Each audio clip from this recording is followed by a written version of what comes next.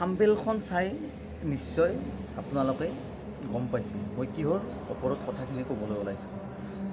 চাওক, আপুনি ফেচবুক ব্যৱহাৰকাৰী, আপুনি ফেচবুক ব্যৱহাৰ কৰে। আপুনি শুৱাৰ টাইমত আপুনি ৰাতি যেতিয়া শুবলৈ যায় তেতিয়া আপুনি কোনো কথা নাই, মোবাইলটোৰ কোনো এপছ আপুনি অন নকৰে, মাথো ফেচবুক চাব, আপুনি ৰিলছ চাব।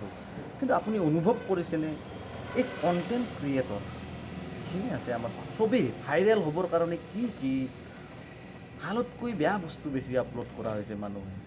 আচলতে প্ৰত্যেকেই আমি সজাগ হ'ব লাগিব, সজাগ আৰু সতৰ্ক হ'বই লাগিব।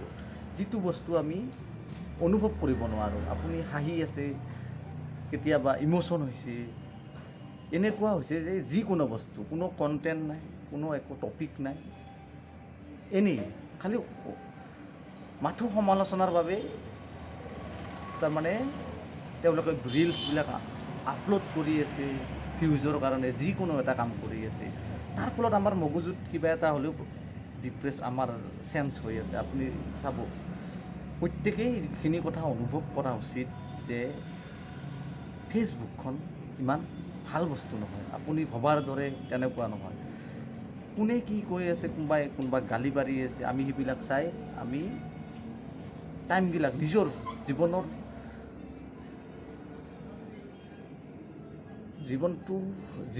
আমাৰ যিখিনি টাইম আমি ভাল কামত কটাব লাগে সেইখিনি টাইম আমি তাত খাটি আছোঁ। তাতকৈ ইউটিউবটো ইমান ধুনীয়া এটা প্লেটফৰ্ম, তাত বিভিন্ন ধৰণৰ ইউটিউবাৰে বিভিন্ন টপিকৰ ওপৰত আলোচনা কৰে, বিভিন্ন ধৰণৰ ভাল কণ্টেণ্ট ক্ৰিয়েটৰ আছে, শিক্ষাৰ লগত জড়িত মটিভেশ্যন আছে। আচলতে সেইবিলাক আমি চাব লাগে, নতুন প্ৰজন্ম হিচাপে আমি সেইবিলাক চাব লাগে, যিটো চালে আমি কিছুমান কথা শিকিব পাৰোঁ, আমি মটিভ হ'ব পাৰোঁ, আমি কি কৰিলে জীৱনটো আমাৰ সফল হ'ব, সেইবিলাক আমি আচলতে চাব লাগে। আমি এইবিলাক যিকোনো এটা বস্তু চাই আমি ফেচবুকখন খুলি এইটো আলোচনা কৰি আছে, তাক সমালোচনা কৰি আছে, বিভিন্ন ধৰণৰ বাতৰি, তাৰমানে ভালতকৈ বেয়াটো বেছি,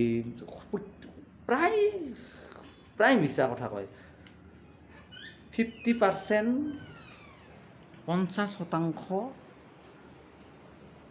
মিছা কথা ফেচবুকত আহে, আপলোড কৰে মানুহে। এনেই ফটোখনত থাম্বনেইল এটা লগাই দি আমাৰ মনত খেলি মেলি সৃষ্টি কৰি দিয়ে। গতিকে নতুন প্ৰজন্ম যিখিনি আছে সেইখিনিয়ে সদায় সতৰ্ক হোৱা উচিত। তাৰ পৰা বাহিৰত আহক, ফেচবুকখনৰ পৰা অন্ততঃ বাহিৰত আহক। ভাল ইউটিউব চেনেলত আপোনালোকে ছাবস্ক্ৰাইব কৰি লওক, তেওঁলোকৰ এডুকেশ্যনৰ লগত জড়িত কিছুমান টপিক আপুনি যদি কিবা কৰি আছে মটিভ হ'বৰ কাৰণে সদায় আপোনাৰ এণ্ড্ৰইড মোবাইলটো ব্যৱহাৰ কৰক, যেন আপুনি ভৱিষ্যতত কিবা এটা এই মোবাইলটোৰ যোগেদি কৰিব পাৰে ভৱিষ্যতত। ধন্যবাদ।